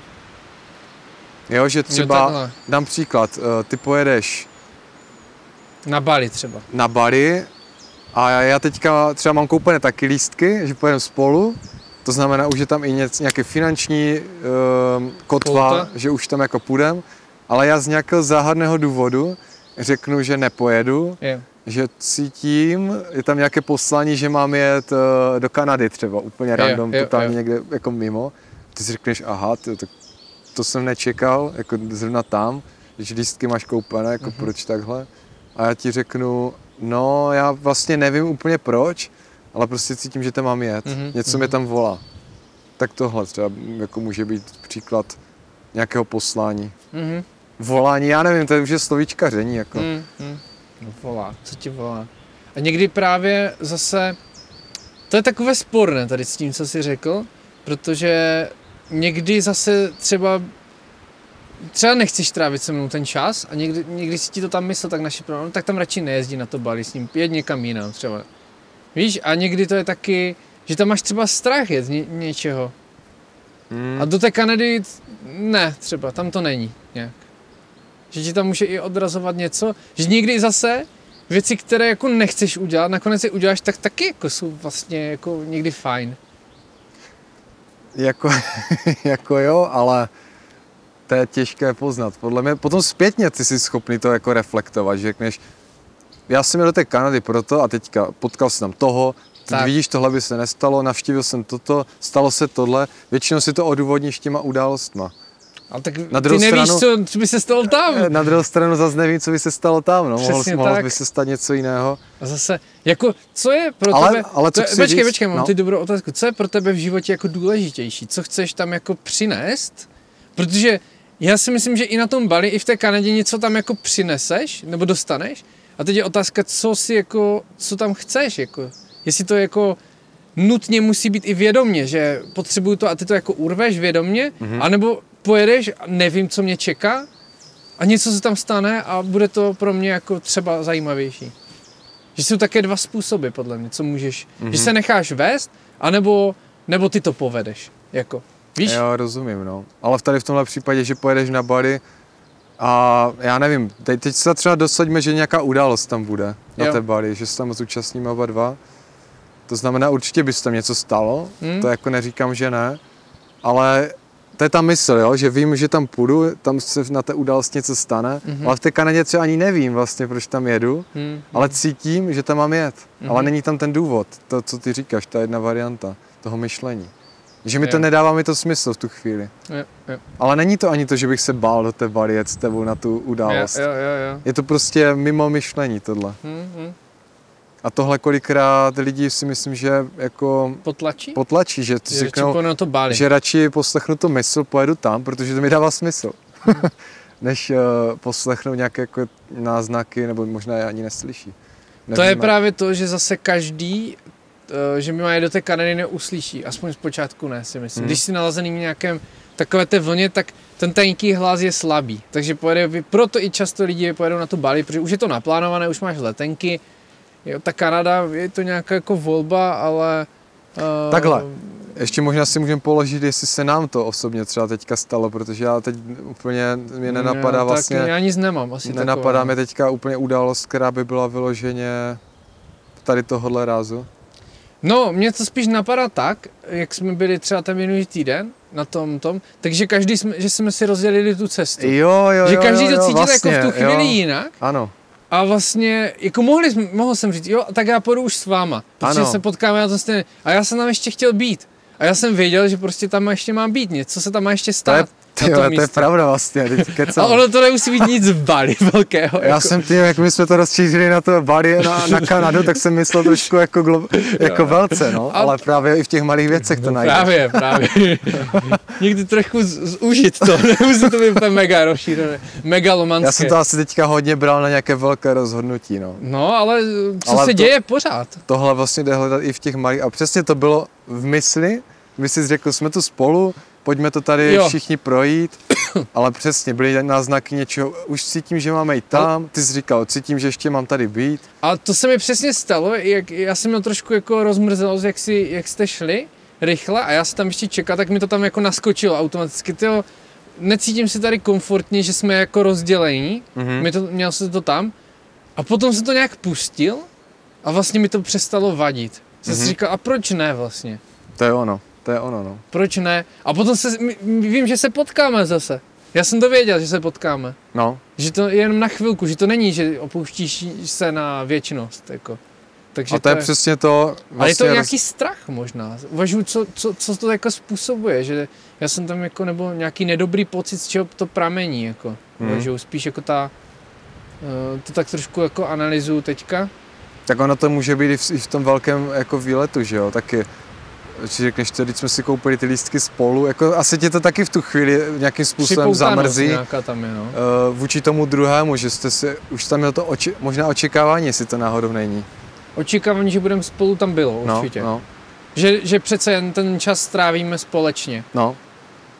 A to je jako dobré to zbourat. A k čemu se zase dostáváš? K připoutanosti toho, že jsi nějak myslel, že to takhle bude? Že jsi byl připoutaný vlastně k té mapě. Ano, byl jsem připoutaný k tomu, že budeme to odpoledne celé spolu trávit. Jako. Takže vlastně tím, kdybys to, jak jsi to pak nechal být, tak se vlastně i ten pocit zmizel. Tak se to prostě rozpustilo a potom jsme si zavolali a bylo všechno v pohodě. Mě to vlastně, protože jsem vlastně poznal, že bychom byli oba dva naštvaní potom. Že protože tam je kompromis a nikdo by vlastně, nebo jedna strana by nebyla spokojená, protože by si to podle někoho jako řídilo. Jo. Jedna strana by asi spokojená byla, protože to jako bylo po jejím a druhá ne. A já už jsem se naučil, že je dobré to prostě udělat tak, ať jsou všichni spokojení. To znamená, když tam nedojde ke shodě, je dobré se rozdělit. Ano. A vlastně to i ta Plzeň byla, že konec konců to samé. A já si myslím, že se každý rozdělil. Ale jim to vadilo. Byli lidi, kterým to jako vadilo, že přece jen jsme se tam jako přijeli společně, jakože že tam měli to očekávání, jak to představu a prostě k tomu nedošlo třeba v té míře, jaké by mělo. A vlastně, a to je potom těžké si užít výlet, když máš nějaké očekávání, jak by měl vypadat. No to asi jo. Můžeš totiž snadno spadnout do nepříjemných pocitů, že? Ano, že to tak prostě není úplně, jak jsi očekával. To je vlastně to očekávání stejnak taky jako velké téma, že Že ale to nejvíc je to narušuje. jenom mapa mysli, nic jiného. No. Ty neznáš tu budoucnost, jaká bude. Ne. Ty neznáš. To je to samé jak rozhovor, že jo? Nebo konkrétně tady my jsme tenhle taky podcast. dneska přišli a vůbec jsme nevěděli, jaké to bude. Já ale jsem to neměl zároveň jsme očekávání. byli otevření tomu, nebo takhle. Nějaké očekávání? okruhy tady plus minus mám, zase nebudu no říkat, dobře, že ne. okruhy jo, ale nevěděl si, kam se to jako, kam to bude směřovat a kam se to jako dostane. To nikdy nevím, no. Že tady, že vlastně třeba nějaké diskuze nebo nějaké přednášky už mají jasně daný jako rámec. Jasně, řekne se tam něco, co se třeba neočekávalo, ale když už máš prezentaci, tak už víš, co bude poslední slide, takže ti to nějak jako drží, hodně ti to drží. Jsou tam obrovské mantinely. Takže víš, no, takže ty mantinely, jenže tady je to takové free. A... Vím, že někdy je to jako asi potřeba vůči času, no. Jasně, no. Protože hodně lidí si řekne, nemůže si takhle uletět. Ne. Že třeba dneska informace, které bys tady třeba shrnul, kdyby to někdo shrnul, tak to shrne třeba do 5 minut. A my jsme to tady říkali fakt dlouho. Ale máme tam ten background, těší nás, že jsme se k tomu nějak dostali, že jsme to tak jako, že jsme si hráli, vlastně tady je i ta hra hodně. Protože v té prezentaci ta hra není, to už tam není, to už je čistě prostě jedem. Shortcut. Zkratky. Jo, jsou to zkratky, no. Ale zase třeba někoho bude bavit i ten background, jak jsme k tomu jako došli, jakýma myšlenkama jsme se tam jako probojovali, že my tady jedeme víc tu cestu, než ty výsledky asi. Nebo ten podcast je víc cesta, než výsledky.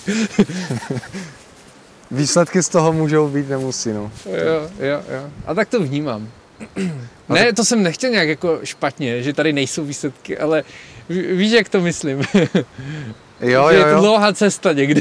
Ale já jsem teďka chtěl ještě jenom se navrátit k tomu poslaní, teda jestli jsme to dobře takhle jako ukotvili. Jo, takhle, že to jako, že ti to volá vyloženě. No a co když někdo neslyší, prostě jako si říká, halo, že zvedne telefon a nebo že ten telefon ani nezvoní.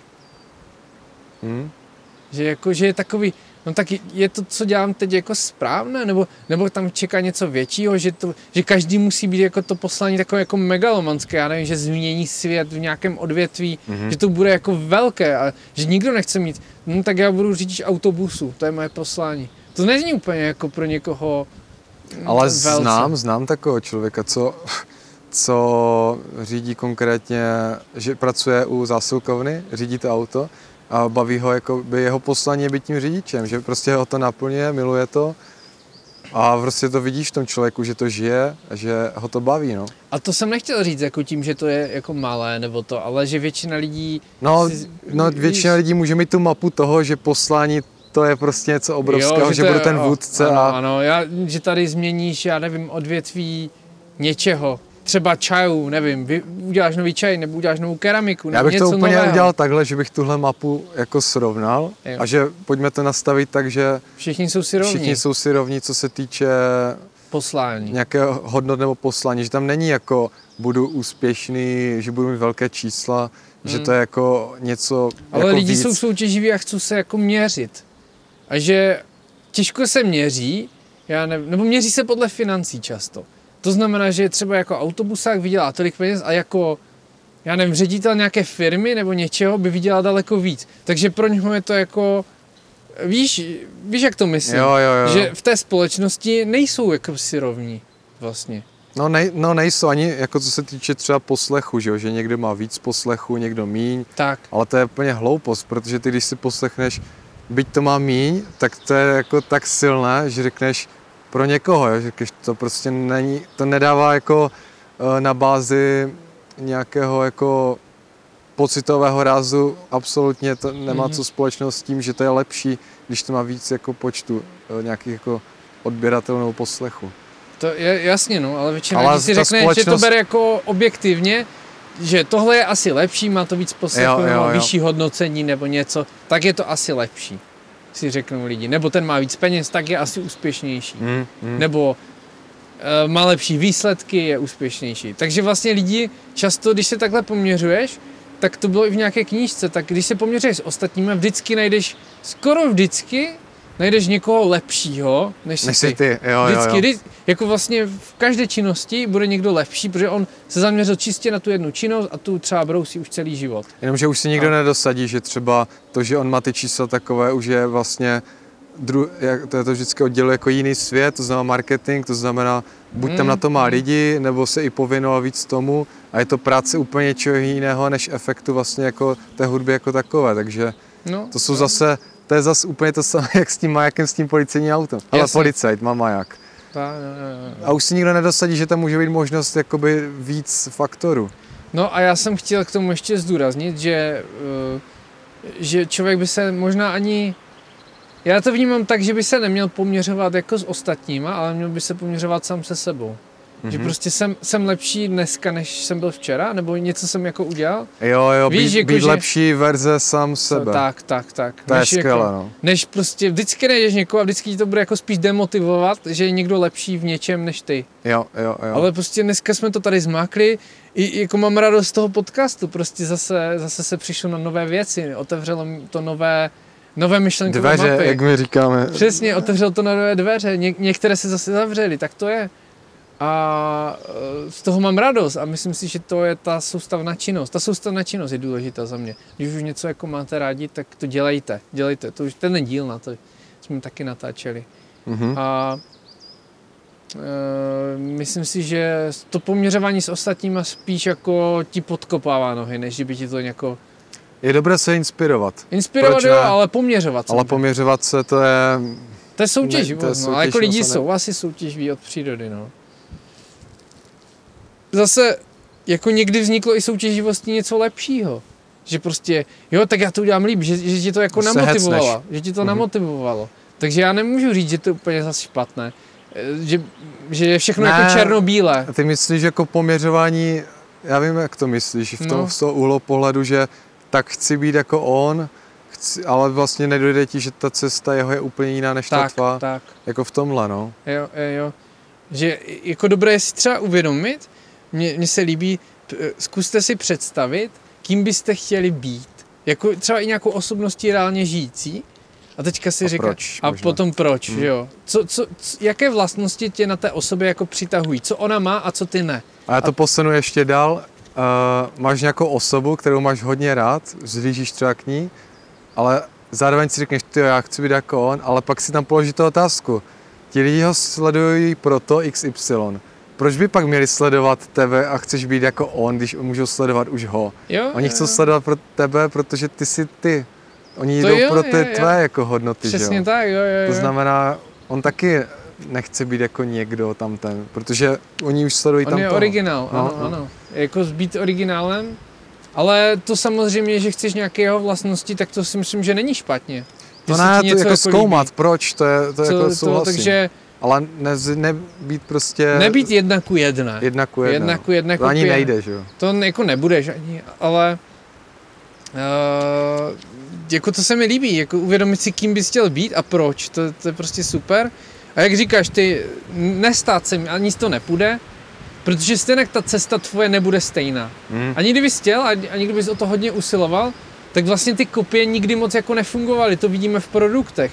Vždycky ta kopie jako byla horší než ten originál. A zase dojdeš k tomu, že si budeš vyprávět vlastně ten příběh, že jo? Přesně, ty si budeš vyprávět, já jsem on a nejsi prostě. To není autentické už, takže... Ale můžeš třeba, já nevím, byla nějaká funkce, někdo to skopíroval a třeba ještě vylepšil. To se dělo a to je jako fajn. Jako nad tím uvažovat, co se mi líbí. Tak to je ta inspirace. Ta inspirace třeba. Určitě, jako za mě. Takže... To se dělá jako furt, že jo? To inspirace, není nic špatného. I vykrádání, že jo? To je jako, že to vezmeš úplně jako 1:1 se děje taky. Myslím, že kniha od Austina Kleina, myslím, že Austin Klein, Krať jako umělec. Tam to hezky popisuje. No, takže jako... To je tak otázka. No mně se hodně líbí fakt nedat na to dobré a špatné, že už tady ten princip si myslím, že by lidi by měli jako opustit, že je něco dobrého, něco špatného. To prostě neexistuje. To je stará mapa. To je stará myšlenková mapa, no. A i s tím posláním, je dobré poslání, je špatné poslání. Není nějaké. Taky jako, a když nevíš, tak dělej něco. Tak jak jeden z dílů, co máme. Přesně tak, jako, tak něco dělej a buď ti to bude naplňovat, nebo ne. A taky bych možná ještě řekl, že to poslání se může měnit v průběhu času. Že to může být třeba období, kdy tě volá něco, pak to může být úplně 360 stupňů. O to víc si myslím, že to je krásné. No. A hlavně bych na tom nestavil úplně, že to je to nejdůležitější, že jako nemůžeš žít žít bez poslání, že to jako nejde. To taky, ať někdo, že to furt jako nacházíš něco, že jenom nebýt hledač toho poslání, víš, že budeš furt něco jenom zkoušet a no tak to není moje poslání, že budeš takový ten připoutaný k tomu, že to musí, že... Mi to připomíná zase s tím štěstím, je nějak taková, já ten citát si nevzpomenu, ale vím, že tam hraje velkou roli motýl a to je, že vlastně, že honíš si za tím motýlem a furt ti jako ulítává pryč. A to je vlastně jak s tím hledáním. Zrovna to bylo, něco proletělo. No a pak motýl? Vlastně to vzdáš, pustíš to, sedneš si a najednou ten motýl ti vlastně přiletí na to rameno. Tak. A to je ono. No, že nebýt jako to, furt to někde jako to, no. Sedněte to a dneska uvidíte. Asi, když si odnesete tuto myšlenku... Mě už docela bolí nohy, takže bych si možná sednul. Jo, mě už taky jsem tak jako přešlapu, no. Ale je to dobré si i postat. To aspoň víme. To víme.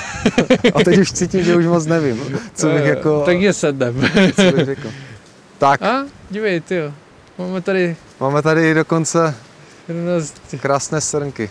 Tyjo, to jsem neviděl tak blízko běžet. Možná bude i na záběru. Já možná myslím, že jo. Krása, nádhera.